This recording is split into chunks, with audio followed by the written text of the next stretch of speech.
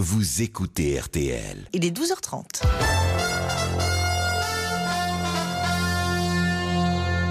RTL. Depuis l'âge de 14 ans, j'ai toujours dit je suis musicien et je resterai musicien quoi qu'il arrive. Mais c'est pas pour autant qu'il faut qu'on s'attache et qu'on s'empoisonne avec une flèche qui nous illusionne. Faut pas... 12h30, 13h30 sur RTL. Il est où le bonheur? Il est où? Ce que je sais faire, moi, c'est mettre mes émotions dans mes chansons. Il est où le bonheur? Il est Le journal inattendu de Christophe Maé Avec Marie Drucker sur RTL. Il est où le bonheur? Il est où?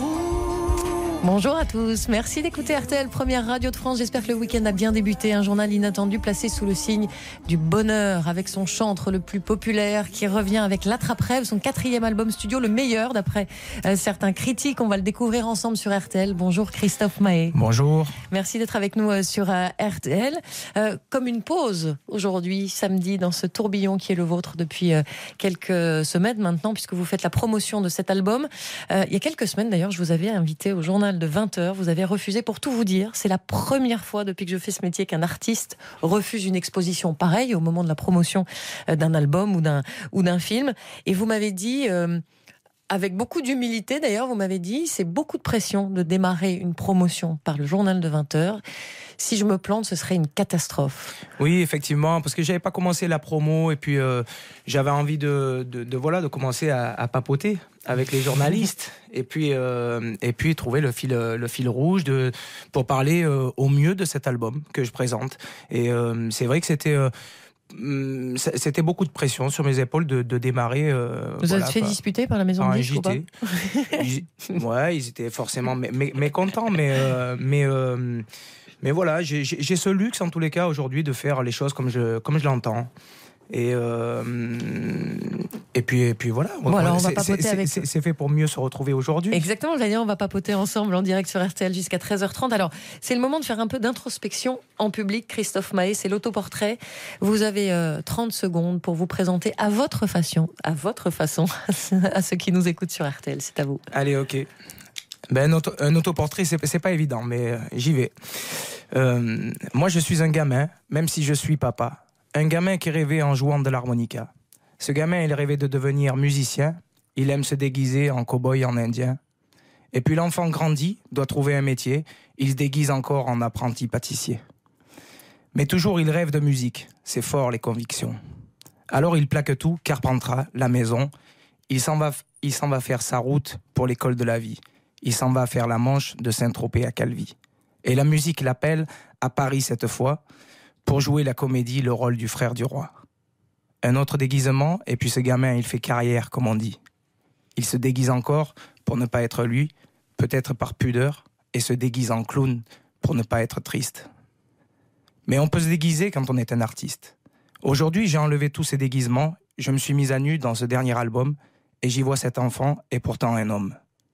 Et j'ai envie de dire merci à vous, merci à la vie, car je mène la vie qui faisait rêver ce gamin que j'étais au fond de mon lit. Non, merci à vous, Christophe Maé. Surtout, on vous sent un peu le trac, un peu ému. Ouais. C'est pas évident de parler de soi. Donc j'ai écrit ces quelques lignes. Et puis, à la troisième personne. Ouais. Pour moi, c'est difficile de dire je. Ouais, j'ai toujours du mal de parler de moi.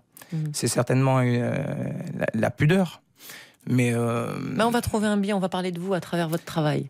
Ça vous va? Mais je me sens bien à vos côtés, donc déjà ça va m'aider. Auteur, compositeur, interprète, Christophe Maé fait son journal inattendu sur RTL. Du bonheur. Il sera question de ça beaucoup jusqu'à 13h30. Que faites-vous pour embellir la vie au quotidien? On vous a posé la question, nous entendrons vos réponses sur RTL. Dans l'enquête inattendue, nous nous intéresserons aux artistes qui, comme vous, Christophe Maé, ont fait du bonheur un credo. Et puis nous recevrons votre invité sur RTL, le coach, écrivain, conférencier, spécialiste en développement personnel, Philippe Morando. Alors je ne sais pas à quel point vous vous intéressez à l'actualité, Christophe Maé, mais il y a une chanson, alors dans les critiques on le lit, c'est sa chanson engagée, la chanson de votre album. Je propose qu'on écoute un extrait ensemble, puis on va voir si c'est une chanson engagée ou si simplement l'émotion d'un homme qui parle d'un autre homme. D'accord. Je pense à toi, mon amour. Moi qui suis loin de nos terres. J'y vais pour toi, mon amour. maman et pour mes frères. Là-bas c'est une terre loin, je serai bientôt sur le seuil. Oh là-bas c'est l'Europe. Mais sur cette... Alors la chanson s'intitule Lampedusa. On vient d'entendre les paroles, donc on comprend évidemment de quoi il s'agit. Raconter l'histoire d'un homme qui quitte son pays pour une vie meilleure ailleurs. Vous avez été, on dit chanson engagée. Vous prenez parti pour rien, pour la vie en fait. Non, en fait, vous savez, moi ce que je suis, c'est un capteur d'émotions. Et puis rien d'autre. Moi je suis à ma place. J'ai envie de retranscrire. J'essaie de trouver la justesse en tous les cas de mes émotions et d'arriver à retranscrire ça en chanson. Là je parle de quoi? Je parle d'un gars qui quitte ses terres, qui rêve d'une vie meilleure, qui rêve juste d'une vie finalement, et qui va rencontrer la mort. On peut pas rester insensible ou indifférent face à ça. Et dans cet album-là, j'ai pris énormément de plaisir à raconter mes émotions, que ça soit dans l'ordre de l'intime ou de l'empathie pour son prochain. Et je parle d'humanité, je parle que de ça. Je suis pas en train de raconter pourquoi il quitte ses terres, des difficultés qu'il va rencontrer, qu'il va rencontrer quand il va arriver en Europe. J'ai aucune prétention face à ça, parce que les solutions, les gens qui nous gouvernent ne les trouvent pas, les solutions. Que ça soit l'ONU, les gens qui nous gouvernent, les grands de ce monde ne les trouvent pas. Donc moi, Christophe Maé, j'ai aucune prétention d'amener une solution à un tel sujet, quoi.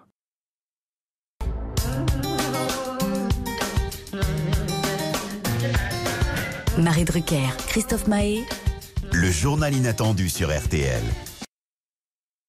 On le sait, la musique est un baume pour le cœur. Il y a des artistes qui se sont spécialisés dans ce registre et que ce n'est pas pour rien d'ailleurs que chaque année fleurit un nouveau tube de l'été. Écoutez cette enquête inattendue signée Steven Bellery pour RTL. Depuis toujours, la musique adoucit les mœurs. Il y a de la joie, bonjour, bonjour les hirondelles, il y a de la joie.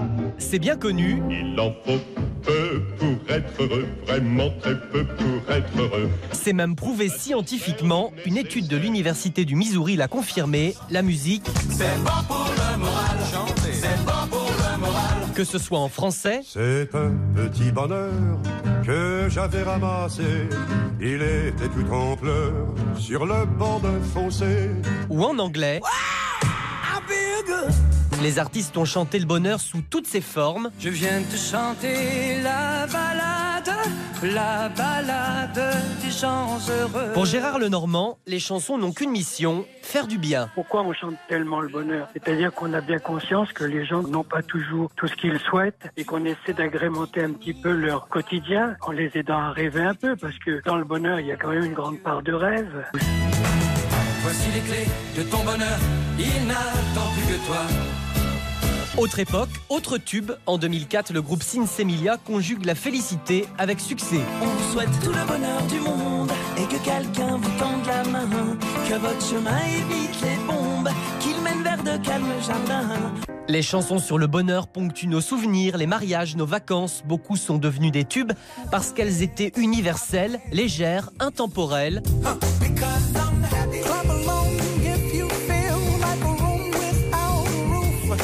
Finalement, c'est pas si compliqué le bonheur.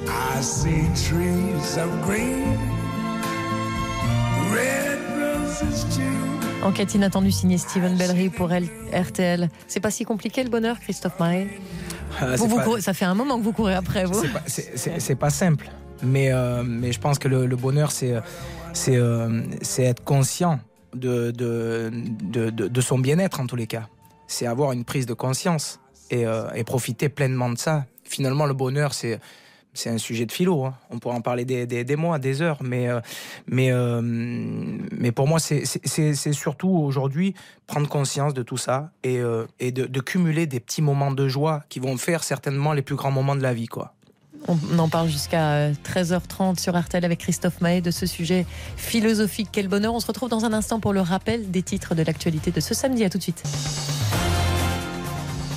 Marie Drucker, Christophe Maé. Le journal inattendu sur RTL. Parce qu'on sait jamais. On regarde vers le haut, mais c'est pas pour autant qu'il faut qu'on s'attache et qu'on s'empoisonne avec une flèche qui nous illusionne. Faut pas qu'on s'attache. C'est ma terre où je m'assois. Aïe, aïe,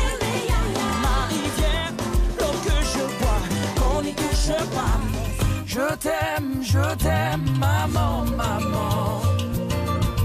Je t'aime passionnément. Il est où le bonheur, il est où? Il est où? Il est où le bonheur, il est où? Il est où? On est passé, Christophe Mahé, de je veux du bonheur à aujourd'hui, il est où le bonheur? Ça semble toujours, alors vous disiez tout à l'heure, le bonheur finalement déjà c'est avoir conscience de ce qui va bien, de son bien-être au moment où on le ressent, mais ça semble être quand même globalement une quête inatteignable pour vous, en tout cas la quête. Ouais, c'est quelque chose qui me cause, qui me parle forcément, parce que moi je zigzague dans mes humeurs en tous les cas, je zigzague, je zigzague entre joie et noirceur. Depuis quelques années, depuis toujours, j'ai envie de dire. Et je suis pas quelqu'un je suis assez complexe en tous les cas. Vous m'avez dit, quand on s'est parlé cette semaine pour préparer l'émission, vous m'avez dit d'ailleurs avec beaucoup d'humour, etc., parce que vous aviez envie de faire bien, que votre autoportrait soit réussi. Je vous rassure, il l'est, vous m'avez dit. Mais Marie, moi je suis fracassée de la tête quand même, parce que je vous disais qu'il fallait pas trop vous inquiéter. Mais non, c'est parce que je peux être rempli de doutes et j'ai envie de bien faire. Et puis c'est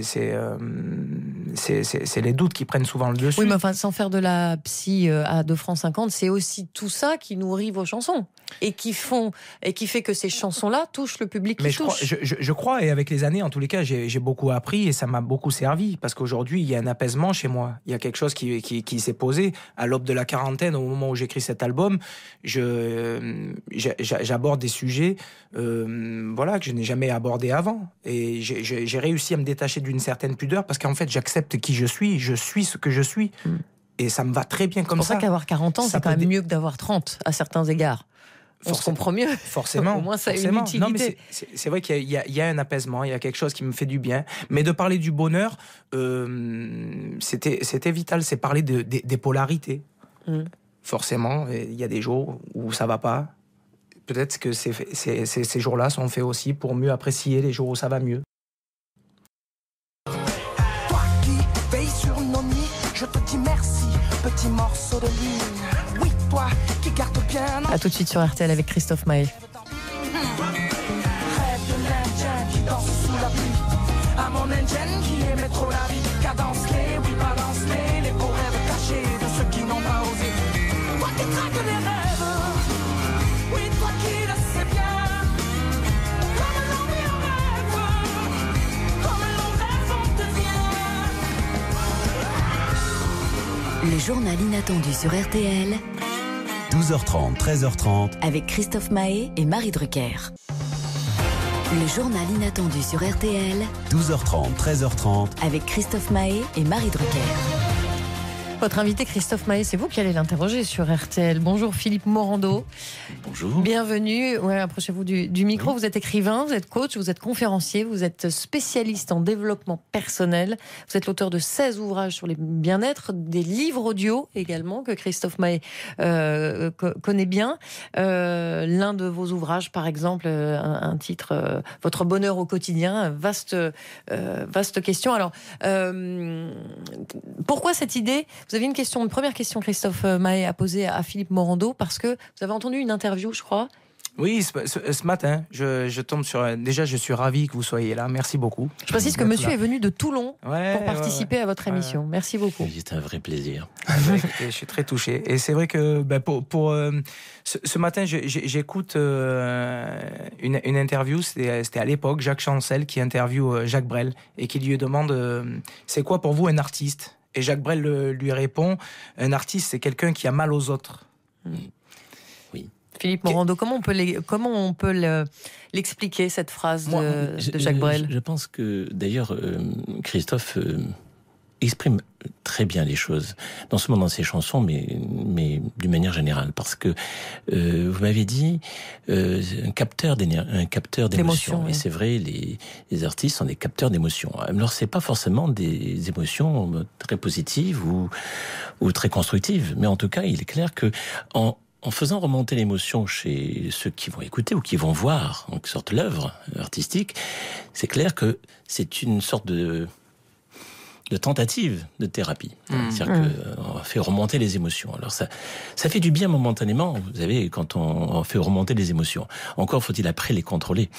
Et c'est tout le travail que l'on doit faire ensuite sur soi. Et comment on fait ça ?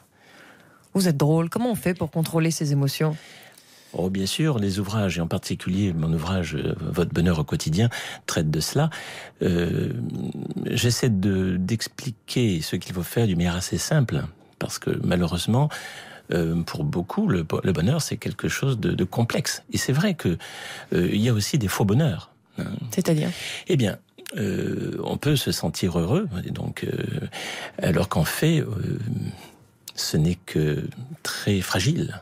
Ce n'est fragile. C'est pour ça que quand on dit que la plupart des êtres humains courent après le bonheur, c'est ça. C'est qu'en fait, ils cherchent à se sentir bien, mais de diverses manières. Alors chacun sa méthode. Alors vous avez ceux qui vont se concentrer sur le plaisir, et donc c'est une chasse au plaisir, et donc insatisfaits en permanence. D'autres vont se persuader que finalement tout va bien, ils font l'autruche. Et puis tout d'un coup, un événement va les faire retomber de leur nuage, et donc ils vont souffrir énormément. D'autres vont, en quelque sorte par idéologie religieuse ou politique, se lancer dans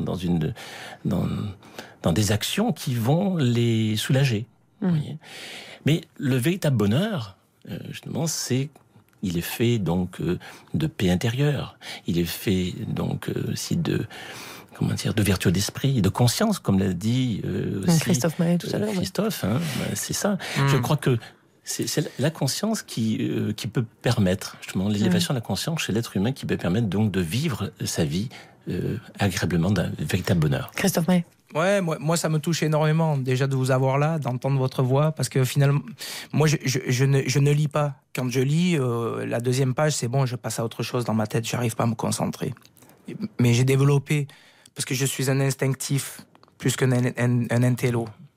Et c'est vrai que j'ai développé la mémoire auditive. Et ce qui m'a séduit chez vous, c'est le regard que vous portez sur la vie à travers vos bouquins. Parce que vous avez, Monsieur Morando a fait des bouquins audio, des livres audio. Et il y a quelque chose, il y a un apaisement, et ça travaille sur la confiance en soi, sur le regard. Moi, il y a quelque chose qui m'a vachement apaisé, qui m'a fait beaucoup de bien de vous écouter. Et je trouve qu'il y a une certaine justesse, parce que ça parle de la sagesse. Il y a pas c'est s'éloigner en tous les cas du pessimisme, du désespoir, et tirer les gens vers le haut. Et je trouve que c'est beau de se mettre au service des gens, d'essayer d'aider les gens en tous les cas. C'est d'envoyer que du positif. Mais d'ailleurs, je me demande, Philippe Morando, est-ce que vous êtes quelqu'un d'heureux, vous ? Est-ce que vous avez trouvé le bonheur dont vous parliez, c'est-à-dire cette paix intérieure, etc. Est-ce que vous savez contrôler vos émotions ? Et comment vous faites avec vous-même, en fait ? Je crois que la chose la plus importante, si on veut être heureux, c'est de cesser de vouloir à tout prix être parfait. Et je pense que je ne dirais pas dire que je suis totalement heureux. Qui peut se permettre de dire ça ? Je dirais que le fait de dire que l'on est heureux, c'est déjà qu'on ne l'est pas tellement. C'est que quelque part on cherche à se persuader ou persuader les autres qu'on est bien. Je crois que j'adore la simplicité et l'honnêteté de Christophe, justement, parce que lui au moins, il dit qu'il y a des conflits en lui, qu'il est troublé, et ça fait toute sa grandeur spirituelle pour moi. Mais bon, après de le dire et de le percevoir chez les autres. Moi, quand je serre la main à quelqu'un, ça va. C'est souvent superficiel. Ouais, ça va, et toi ? Bon. Oui, bien sûr. Mais dès que tu creuses un peu, non, mais comment tu vas ? Comment tu vas ? Et aller chercher un peu plus loin. Mais voilà, 5 minutes après, mais forcément, on est tous... personne est parfait, personne vit à une situation où tu es posé bien dans tes pompes. Et parce que c'est compliqué, le bonheur. Il y a le bonheur individuel, Et puis il y a le bonheur aussi. Moi pour moi, mon bonheur, c'est le bonheur collectif aussi. C'est voir ce qui se passe aujourd'hui. Et l'actualité aujourd'hui, c'est clair qu'elle fait peur à beaucoup de gens. Alors justement, parce que on va devoir poursuivre. Philippe Morando, juste un mot de conclusion. Qu'est-ce que vous avez envie de dire à Christophe Maé, mais aussi à ceux qui nous écoutent sur RTL? Écoutez, comme un petit... Voilà. Je voulais tout de même... un mantra. Montrer combien cette chanson, Il est où le bonheur, qu'a conçu Christophe, est une chanson très thérapeutique. C'est-à-dire qu'en fait, qu'on la chante ou qu'on l'écoute, cette chanson produit réellement quelque chose, au moins un déclenchement de prise de conscience.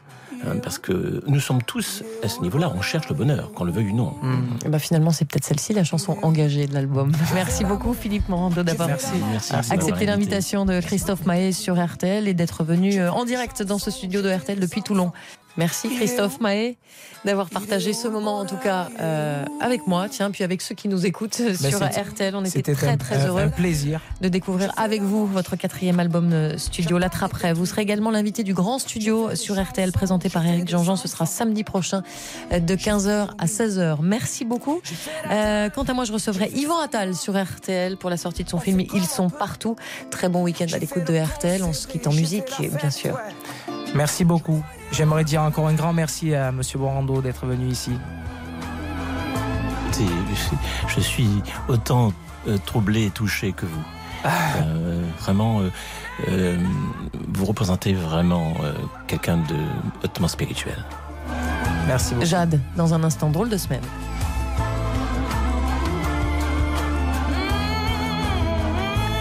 Mais il est là, le bonheur il est là. Il est là, mais il est là. Le bonheur, il est là, il est là.